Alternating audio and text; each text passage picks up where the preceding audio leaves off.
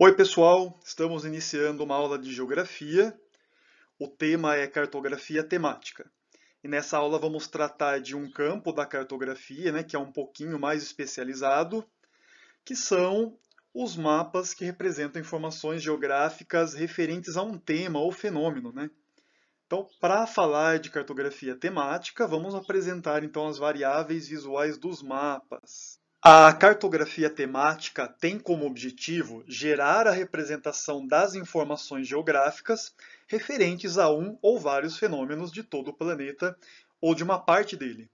Como exemplo de mapas temáticos, nós podemos citar mapas geológicos, de vegetação, climáticos, populacionais. Para citar um exemplo de como o mapa temático é feito, eu vou colocar então nesse slide uma imagem de satélite com informações do terreno que ela representa, que no caso aqui traz uma área do estado do Rio de Janeiro com a Baía de Guanabara centralizada.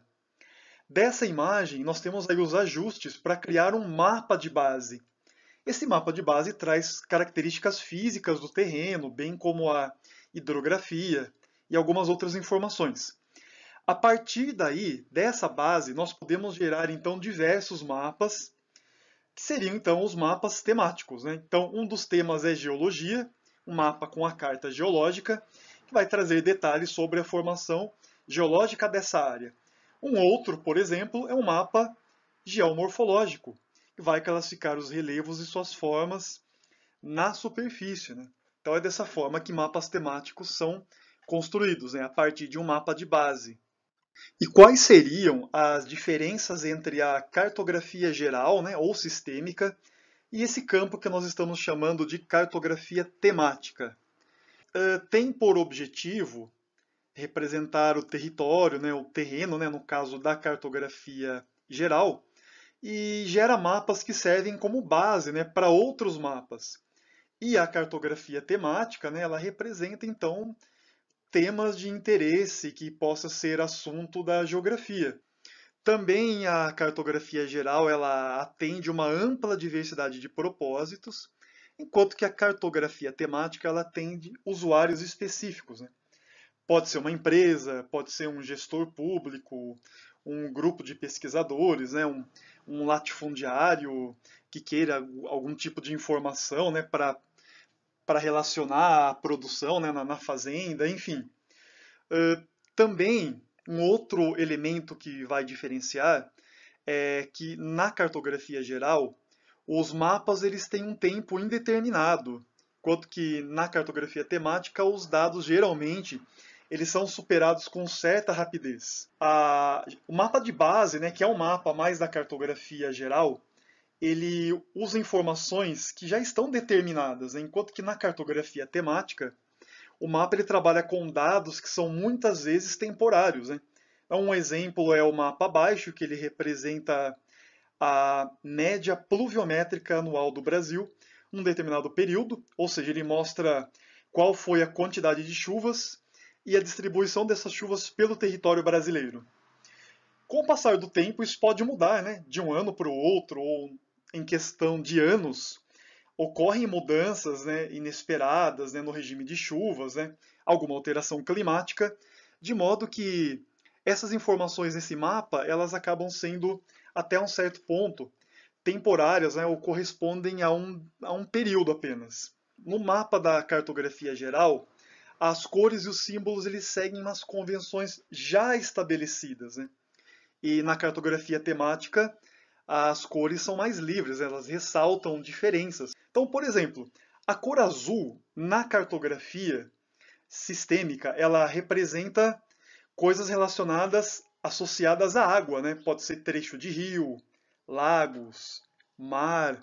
É para isso que o azul é utilizado. Mas na cartografia temática, o azul pode ser usado para diferenciar quantidade de um fenômeno ou para separar coisas diferentes apenas. A cartografia temática ela trabalha com três relações fundamentais: diversidade, ordem e proporcionalidade. A diversidade é representada em mapas qualitativos. Geralmente esses mapas respondem do que se trata, Então a pergunta que fazemos a ele é o quê? O que está sendo representado? Que elementos aparecem no mapa? A noção de ordem aparece nos mapas ordenados, né? E aí o objetivo desse tipo de mapa é responder em que ordem, né? Quem vem primeiro, quem é mais relevante ou mais importante, né, com relação ao aspecto analisado. E os mapas podem ainda, né, representar proporção de um fenômeno para dar ideia de quantidade. Então, nesse caso, a pergunta que devemos fazer é quanto? Onde estão os maiores valores ou os maiores volumes, né? Enfim. Então, nós temos aqui um exemplo no quadro abaixo que mostra, né, a relação entre objetos. Nós temos aí caderno, lápis e borracha. Eles são objetos diferentes, então a forma de representá-los no mapa deve ser diferente, né? Usando símbolos que mostrem que são elementos diferentes. Já quando eu for analisar medalhas, né, medalha de ouro, prata e bronze, já é uma situação distinta. Todas são medalhas, mas nós entendemos que há uma ordem entre elas, né, uma ordem de valor. Primeiro vem o ouro, depois a prata e depois o bronze. E na linha de baixo nós temos ainda, né, quantidades de um mesmo elemento, que é o arroz. Tem aqui 1 kg, 4 kg, 16 kg. A ideia que o mapa deve passar é de quantidade. Ele tem que mostrar essa proporção. Então esses quadrados devem ter tamanhos que correspondam a essa quantidade de arroz de forma bem visível. Esse é um dos slides mais importantes da aula, porque ele traz as variáveis visuais usadas nos mapas. Então todas elas podem ser mostradas por pontos, por linhas, né, por área, enfim. A primeira variável visual que temos aqui é o tamanho. Então, seja por meio de ponto, de um traço ou por preenchimento de uma área no mapa, a ideia é representar a quantidade, né? Então, quanto maior o ponto, quanto mais espessa for a linha, quanto mais preenchido for a área, maior será a quantidade, né? As variáveis traduzidas em ordem são de intensidade e de granulação. Então, a intensidade é aplicada em cores através do gradiente de cores, ou o que chamamos de degradê, né? O tom mais escuro de uma cor qualquer representaria a sequência da ordem. Visualmente, a mensagem deve ser passada dessa forma entre gradiente de cores dos mapas. Então, tanto faz se eu usar o verde ou o azul, isso não importa, né? O que importa é que existam tons de verde ou tons variados de azul para eu poder representar essa ordem, né? Então, da mesma forma, a granulação pode apresentar ordem usando traços mais finos, né, ou traços mais espessos, enfim. E para representar informações ou elementos assim diferentes, nós podemos recorrer a uma série de variáveis visuais. Pode ser pela cor, mas aí essas cores, né, seriam aleatórias, né, e só serviriam para separar as coisas, né, que não necessariamente teriam relações. Pode ser através assim, de formas diferentes ou de orientação diferente. Um exemplo é o mapa do mundo em idiomas, né, a divisão dos idiomas, os mais falados no mundo. Não existe um idioma que tenha mais valor que o outro, né? Existem idiomas diferentes, servem para comunicação. Então, um mapa que apresente as línguas mais faladas não vai trazer quantidade, valor, mas apenas diversidade, né? Então, a variação visual ela é seletiva e só nos cabe observar no mapa, então, o que é e o que há em tal lugar ou área, né? Então, o mapa me responde alguma coisa do tipo qual é o idioma falado no Brasil, ou na Argentina, e na Austrália ou no Canadá. Né? A situação semelhante ocorre em mapas como esses, que representam recursos minerais ou energéticos. Né? Que esse mapa representa os recursos através de símbolos ou ícones diferentes, né? Para diferenciar então esses recursos. Além do mais, ele localiza, né? Ele identifica onde eles estão no território francês. Então esses mapas eles trazem a variação visual seletiva e eles querem responder, né, o que há em tal lugar ou em tal área. Né? Eu vou apresentar a vocês o estilo de mapas do tipo ordenado. Né? Temos aí exemplo de parte da rede urbana da região sul do Brasil, que estabelece uma hierarquia entre cidades, né, e faz uma classificação. Primeiro vem a metrópole, né, aquela que domina ou influencia muitas cidades, né, e tem um alcance geográfico maior, né, em uma região. Depois vem a capital regional B, em amarelo a capital regional C, a seguir vem os centros subregionais, e vai indo até chegar num centro local ou numa cidadezinha, né? Então é um mapa claro, né, que traz aí uma ordenação entre as cidades de acordo com a sua importância, tamanho, né? Também a mesma coisa ocorre usando o gradiente de cores, né, como no caso desse mapa do Brasil, traz a densidade demográfica, né? Cores mais claras, ocorre uma menor quantidade de habitantes por quilômetro quadrado. Cores mais escuras, há um maior número de habitantes por quilômetro quadrado. Dessa forma, pelo gradiente de cores, eu também consigo identificar, reconhecer aí, no caso, um ordenamento no território, né, com relação à ocupação. E o mapa tem que representar a informação de maneira visualmente clara, né? Isso para diminuir a chance do observador cometer algum equívoco na visualização. Então eu pergunto nesse slide, né, qual mapa, o A ou o B, representa visualmente melhor o fenômeno? O fenômeno é o mesmo nos dois mapas, né? O mesmo assunto. Ele mostra a situação dos países por taxa de fecundidade em 2012. Traduzindo, né, ele representa então o número médio de filhos por mulher. Mas e aí, qual deles representa visualmente melhor esse fenômeno? Eu apontaria o mapa B como o melhor, porque ele usa uma cor com vários gradientes, né, do mais claro ao mais escuro, e fica bem visível que a África é o continente com a maior taxa de fecundidade, e inclusive, né, aparece em destaque um país com a cor mais escura, que é o Níger, um dos países que compõem o Saara, né? No mapa A, esse mesmo país aparece com a cor rosa, mas visualmente o vermelho parece transmitir um maior valor, porque é uma cor mais vibrante, né? Ao menos essa é a percepção da maioria das pessoas, né? O vermelho é mais chamativo. Os mapas quantitativos, né, o nome já indica qual é o objetivo desses mapas, que é representar a quantidade. A cartografia temática usa e abusa dessa variável visual, né? Então, por exemplo, para representar a evolução populacional das capitais, o tamanho do círculo seria então o tamanho da população.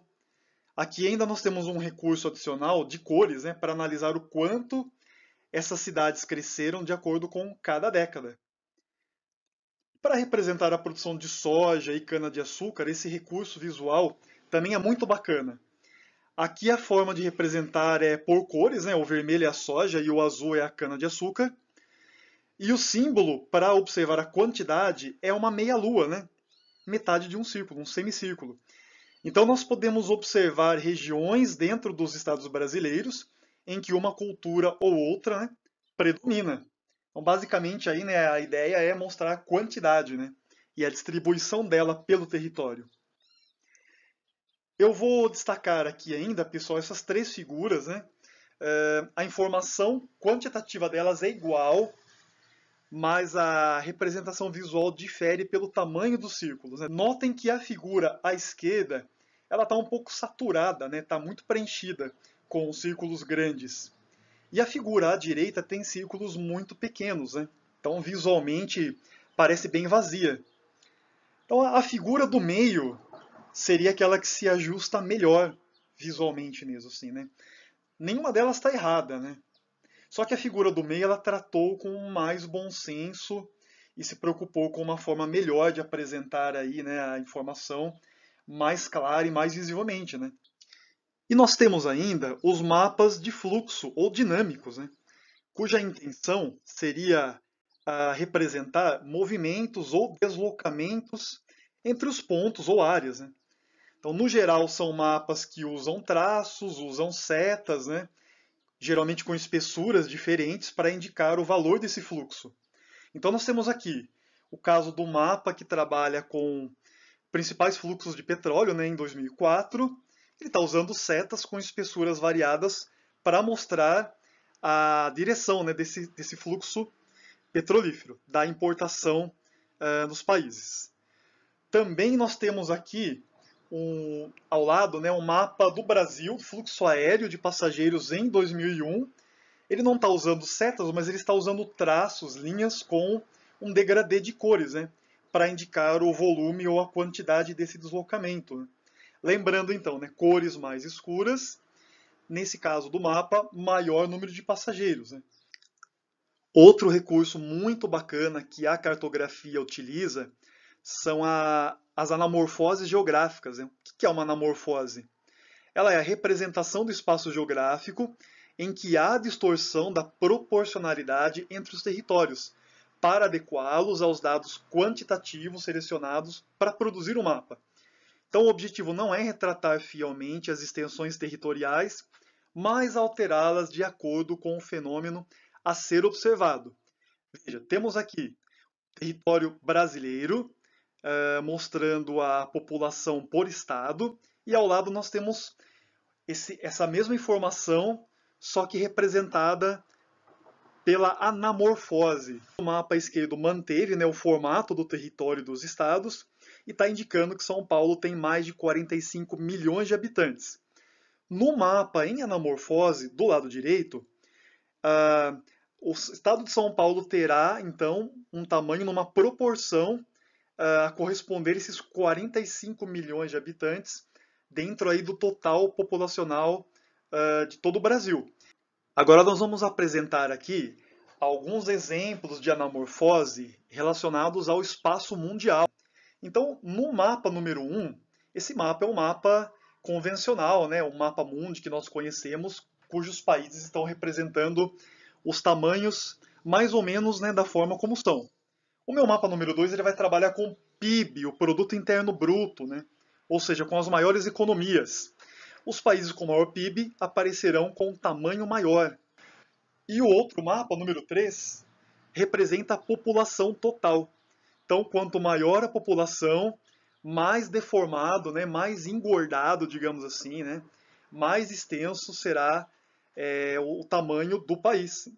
Então, a anamorfose acaba dando esse efeito visual que é bem interessante e a cartografia faz um bom uso disso. Vou propor aqui 3 questões, essa é a primeira delas. Aqui nós temos 3 mapas, né? Mapa 1, mapa 2, mapa 3. E vamos lembrar, né, que a forma como os objetos, os elementos estão representados vai transmitir 3 tipos de ideias, né? Ou a qualitativa, que é a ideia daquilo que é diferente, ou de ordem, ou de quantidade. Vamos lá, vamos olhar o enunciado para tentar resolver então. Abaixo nós temos símbolos representados em 3 mapas, e considerando os métodos de representação da cartografia temática e suas variáveis visuais, assinale a alternativa que traz a afirmação correta. Então, a letra A, o mapa número 2 apresenta relações de ordem entre os lugares.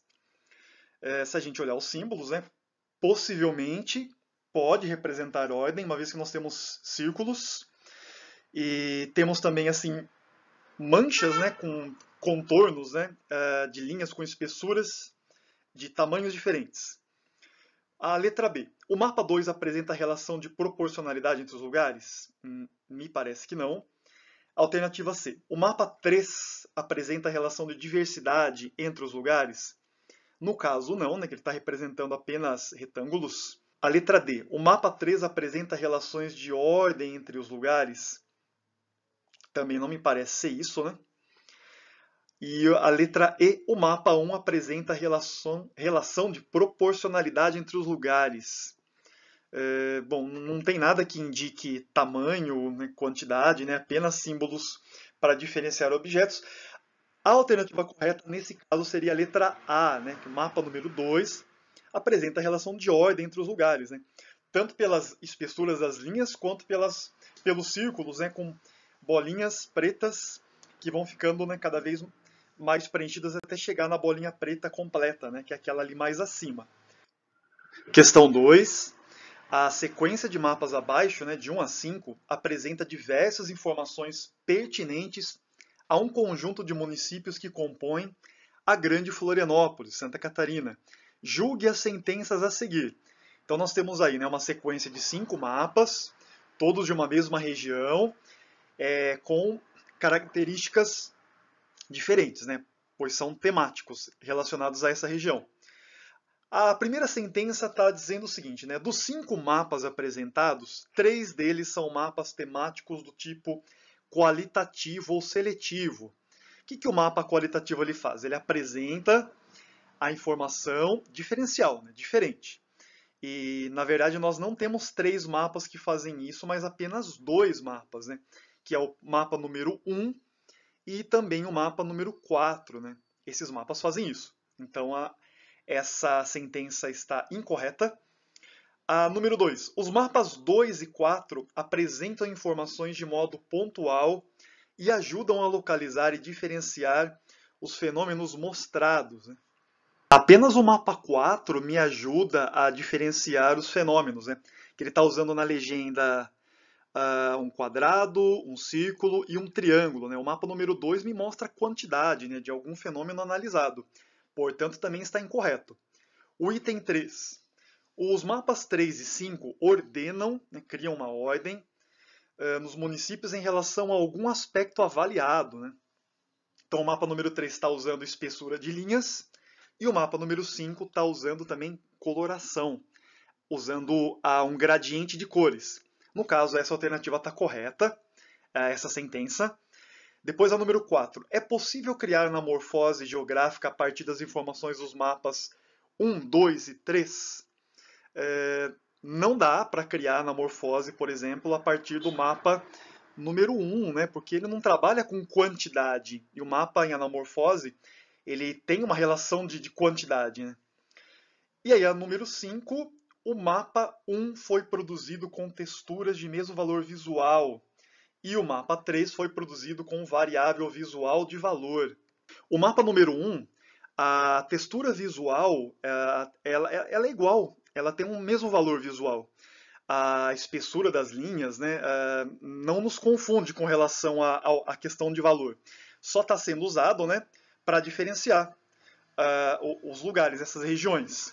Já no meu mapa número 3, nós temos realmente aí, né, espessuras maiores, de modo que eu consigo visualizar aí, né, uma região com um destaque maior em linhas mais escuras, para poder então assim atribuir um valor. Inclusive na legenda nós temos um valor atribuído, né, a cada uma dessas espessuras de linhas.